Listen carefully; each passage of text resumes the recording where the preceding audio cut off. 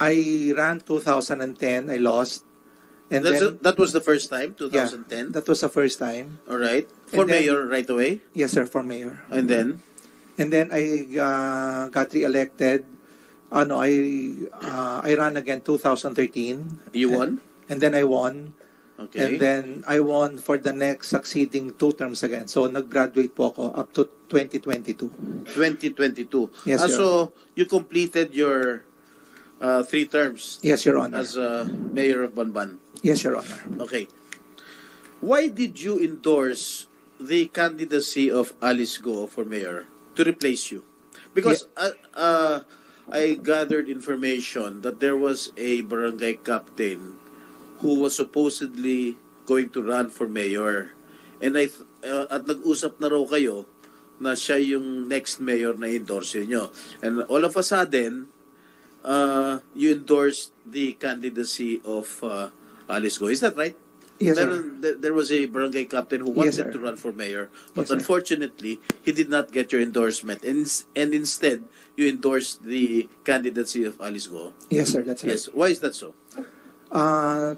To make the long story short, yung barangay captain na yon, he was supposed to be my predecessor. Yes. But the problem was... Predecessor or successor? Successor pala, sorry. Successor. But the problem was, during my last term, I decided to run for congressman for the 3rd District. Did you run for congressman? Yes, I ran for congressman. Unfortunately, you lost. Unfortunately, I lost. Who was your opponent then? Kong Bong Rivera.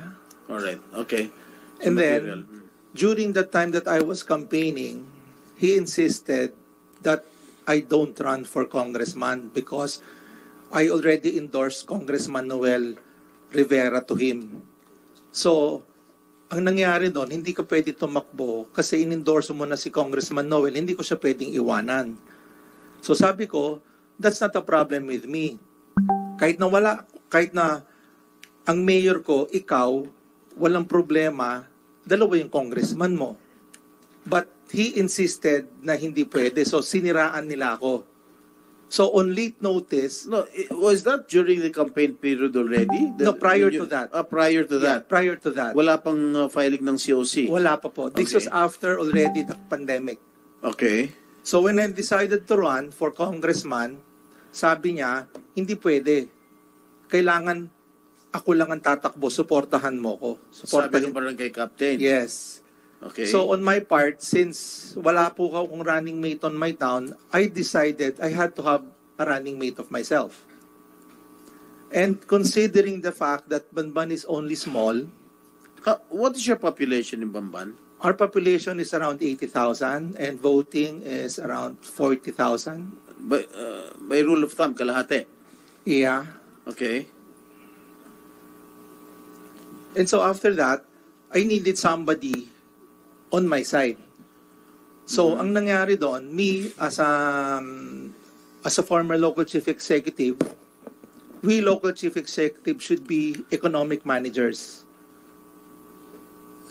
Small investment, small capital, big dividend. So in my town, when I took it over, Okay. Sige. Paano mo nakilala to si Alice Go? since she was fig farmer, Since you was a? pig farmer. Uh-huh. Meron sila pong pig farm sa Bamban. Okay. So on my second term, pumupunta na po siya sa opisina. Okay. So she was the one handling the On your detail. second term, did she express interest that she wanted to enter politics? No, nothing. Nothing at all. Nothing at all. Wala kang inkling na gusto niyang Wala. maging mayor. Wala po. So ano talaga siya noon? She was just an ordinary person that's coming into my office kana kumukuha ng mga permits. So when did you first meet her? Siguro 2016? When she went to your office or when you went to her farm? No, pumunta po sila sa office. Sino sila? Si Mayor Alice and the group of hog farmers po sa Bamban. Okay, and then what did you talk about? And then what did you talk about? Yun nga, the problem with the business in the pig industry, since ang Bamban po is mostly an agricultural town. So, there were certain things na kailangan i-address, yung foul smell, that's why Banban is not progressing because of the foul smell in the area. And of course, since we need to increase the income of the town, I was lobbying for them to help us out. So that was the only time na nagkilala po kami, Your Honor. Okay, sa pagkakaalala ninyo, kailan nag-apply ang Baufulad ng permit sa Bamban? Baufulad started out for the reclassification of the land. For lease rest was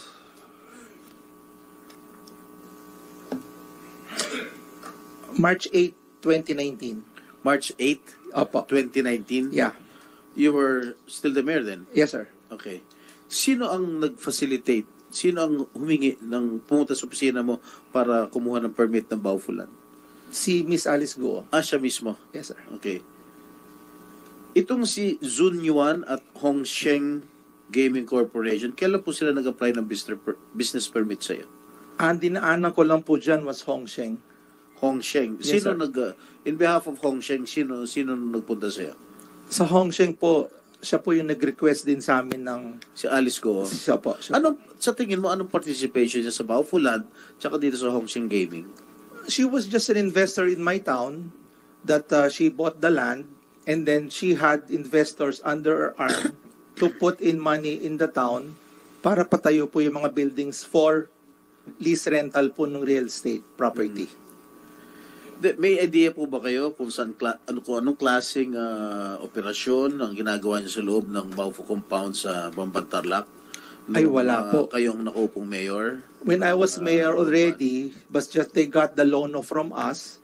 And then, No, excuse me? letter of no objection. Yeah. Who provided that loan? No? What do you mean, sir? Sino nag-issue ng loan? No? The Sangguniang Bayan po. During your time? During my so time. you approved it? No, hindi po ako. There was the Sangguniang Bayan approved the letter of no objection. Yes, This is the but of resolution. course, when they approve it, the mayor will also sign. I didn't sign the document, Your Honor. The document is signed by the SB Secretary and the Vice Mayor. But you were, as mayor, aware ka dun. Yeah, I was aware, but I wasn't part of that document. I am part already of the building permits and the other things with regards outside of that reclassification, Your Honor. You mean to say you did not sign the... Is that an ordinance? It's a resolution, Your It's a Honor. resolution. Yes, Your Honor. The mayor doesn't sign the resolution when approved by the Sangguniang Bayan? The mayor doesn't sign the resolution, Your Honor. Only the Vice Mayor. Well, nung panahon namin, dumadaan sa amin eh. Anyway, nag-issue ka ba ng travel pass kay Wang Ziyang, the incorporator of Baofu? As I could recall, Your Honor, during the time of the pandemic, if a legitimate business owner comes to my office and asks for a travel permit in order to move out of Banban and coming to Banban because may negosyante sila, yes, probably I did, Your Honor. You did? Why? Your Honor, you're a businessman and then they need to travel back and forth to Fontana. But you didn't check his background? No, Your Honor. Huh? Why did you not check his background? Nagbibigay ka na lang ba kahit sino ba mag-apply ng permit sa'yo? Walang due diligence? Wala na, Your Honor, because during the time it was pandemic already. And you know, wala na pong negosyo sa Katulad bayan. nito, big boss pala ng Pogo itong Wang Ziyang. So it's pag-aaralan na po natin ngayon na dapat sa susunod, kailangan po, bago tayo gumawa ng mga dokumentong ganon, kailangan ma-check na po sila. Hindi, as mayor, command responsibility mo yan. Yes. Mayor din ako. Yes, That's sir. my command responsibility as mayor. Yes, sir. But the problem is, sa sobrang dami po ng kumukuha kung lahat po sila, checkan I po na. understand. Totoo naman. Totoo naman yung sinasabi mo. But in this case, kita mo, inissuehan mo ng permit. Big boss pala ng Pogo ito. Siyempre, sa'yo babagsak ang problema. Di ba? Sa mayor, babagsak ang problema. Yes, sir. Okay, sa iyong pagkakalam, ano mga negosyo ni Alice Go? Ang alam Sa ko lang po, Bamban. yun lang pong piggery. Hindi kayo naging business partner. Ay, hindi po. Kahit kailan? Hindi po. Civil lang po ang relationship Okay. namin. How did you approve to endorse the candidacy of Alice Go? Siya ba lumapit sa'yo? O ikaw Tinanong ko, nagkusa sa kanya na, o ikaw nang sumunod sa akin? ay, hindi, tinanong ko po siya if she's interested to run. Mhm. And then after a while, yun nga, because ang criteria ko po nga for choosing a mayor, dapat economic manager po para malaman po So, initsapuera mo na talaga yung barangay captain na talagang tubong Bambantarlak. wala. Kung makikita niyo po yung video during that time, talagang linalait na po nila ako eh. Parang hindi ako naging mayor eh. So I had to do something para maproteksyonan naman yung interest ko when I ran for congressman. Kaya po, Maproteksyonan ng interest mo? no sir, I'm running for congressman. Pag wala ka pong kandidato sa town na Okay. sinasakupan mo, wala po kayo. Nung kinausap mo si Alice Go to run for mayor, what did she say right away? Sabi Did po she niya, agree right away to run for mayor? hindi po, O nagpakipot ng konti? pag-iisipan daw po niya. O gano'ng katagal siya nag-isip bago siya pumayag na tumakbong mayor? 30 to 60 days. 1 month to 2 months? Opo. Okay. Nung pumayag siya na tumakbong mayor, under your ticket, I presume, ikaw Independent ang po. dala niyang congressman. Correct? Independent po. Okay. Magkano kinontribute ni Alice Go sa campaign kitty mo? Wala po. Kinuha mo, sabi mo, businesswoman siya. Opo. Posibleng hindi siya nag-donate sa campaign kitty mo. Ay, wala po. Sarili ko po. O ikaw nagbigay kay Alice. Ay, hindi naman po. Ha? Hindi po. Negosyante lang po. O ako sige, maliit. anong pagkakaalam mo rito? Kasi I only have 3 minutes to go. Yes, Anong sir. pagkakaalam mo rito sa Alicel Aqua Farm? Ay, wala po akong alam dyan. Wala kang alam? Wala po akong alam dyan. Hindi ka na mayor nun? Hindi na po. Ha? Nung in-incorporate ito? Hindi ka Wala na na mayor po. nun? Ha? Wala na po. Hindi ka na mayor? Hindi na po yata. Hindi ko pa alam kailan po yung... Kailan ba itong yung document sa DTI? COMSEC? Kailan ba ito? Comsec, pakita natin ulit yung DTI. If I remember correctly, SP Pro Temp 2022, August. Pero i-check po natin. Yeah. Kung August 2022, hindi na nga siya Wala mayor. na. Mayor na po. Sorry, SP Pro Temp, March 2022. Oh, mayor ka pa. Mayor ka pa nun kung March. Sa Suwal po yan eh. Oo nga pala, I'm sorry. I stand Your Honor, corrected. bambam po tayo. Hindi, pero wala kang kinalaman. Wala po. Ha? Wala Hindi mo po. nakikita si Mayor Kalugay sa Bamban? I was just able to meet him sa LMP one time. Sa LMP? Yes po. Na magkasama sila ni Mayor Alice? Ay, hindi po. LMP po yun. Dito po sa Marriott yun eh. Ha? Sa Marriott po. O siya, naging presidente ako ng LMP. Sa convention ng lahat ng mga presidente. Opo. Oh, hindi kayo nagkakasama ni Hindi Mayor po. Kalugay. Hindi po. Pero kilala mo siya personal? No, civil lang po. Civil lang. Opo. So wala kang alam sa dalawa? Wala po. Sigurado ka? Opo. Sige. I'm done. I'll just, Madam Chair, thank you very much. Maraming salamat din, SP Pro Temp. Since wala dito ngayon si Minority Leader, Sen Joel, you have the floor. Thank you very much, Madam Chair, dear colleagues. I would like to ask questions kay Gua Waping, aka Alice Go.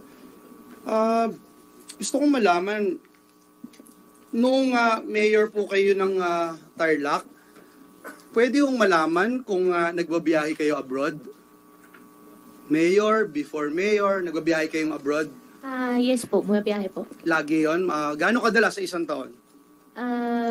Nung nag-mayor na po ako, pag umalis po ako, humingi naman po ako ng Yes. travel permit. So before nag-mayor ka, madalas ka rin bang bumabiyahe o mas naging madalas nung naging mayor ka?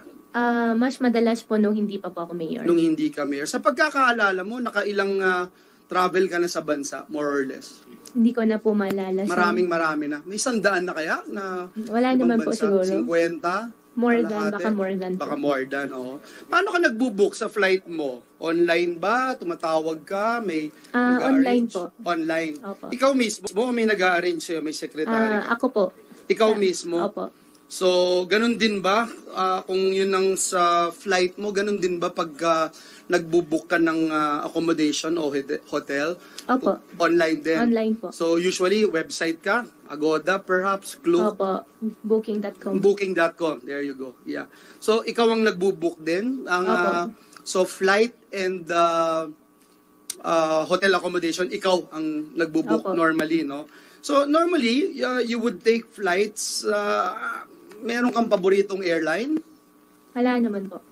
But ano yung pinakamadalas mo na natatandaan na tingin mo pag ni-recall mo, number one airline na naiisip mo na take mong flight? Wala. Wala naman po, Sen. Kahit isa, wala? Wala. Saan airport ka nagdi-depart kung bumabiyahe? Mas madalas ba sa Clark o sa NAIA?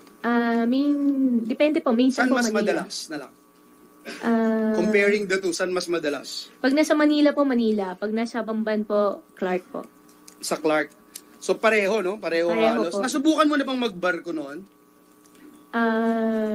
Nasubukan ko po, opo.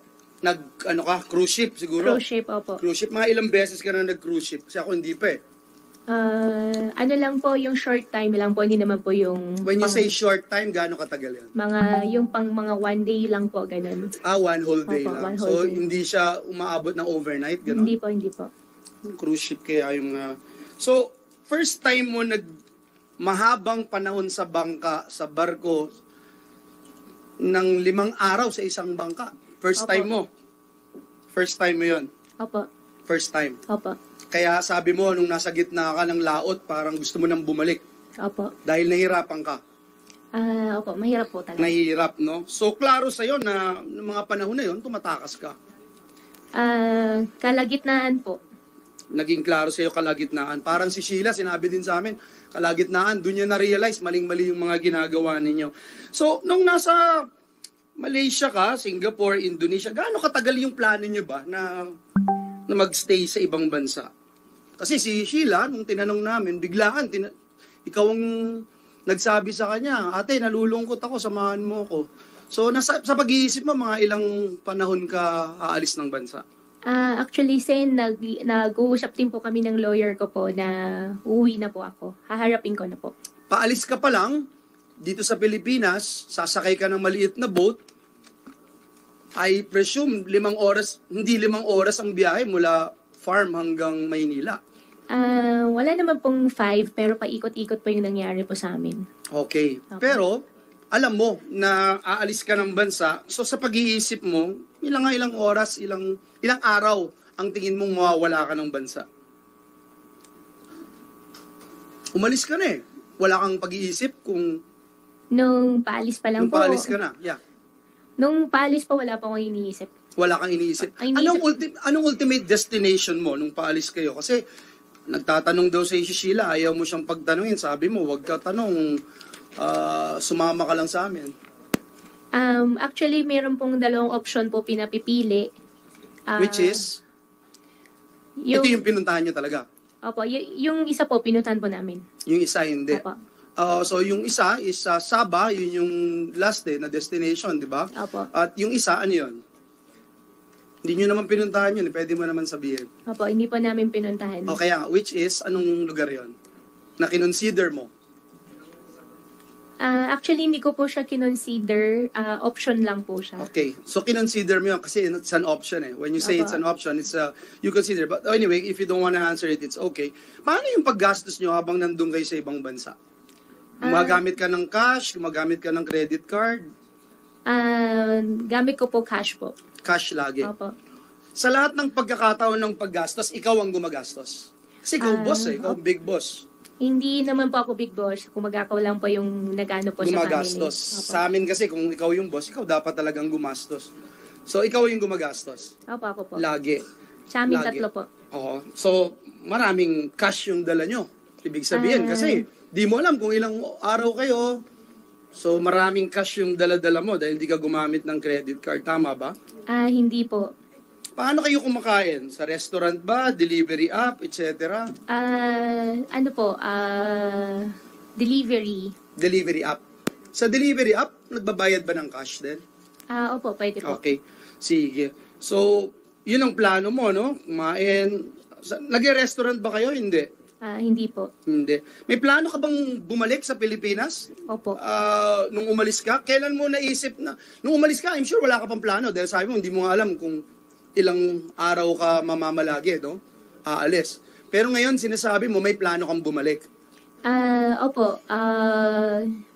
August pa lang po, pinag-uusapan na po namin na uuwi na po ako, babalik po ako. Kailan mo na-realize na magplano ka ng bumalik ng Pilipinas? Nung nasa Sabah ka ba? Nung nasa Indonesia ka ba? Nasa Singapore ka ba? Nasa hotel ka ba? Nung naplano mo? Kailan mo naisip yun? Sa Singapore po. Nung nasa Singapore. Opo. So, magtatagal ba sana kayo sa ibang bansa nung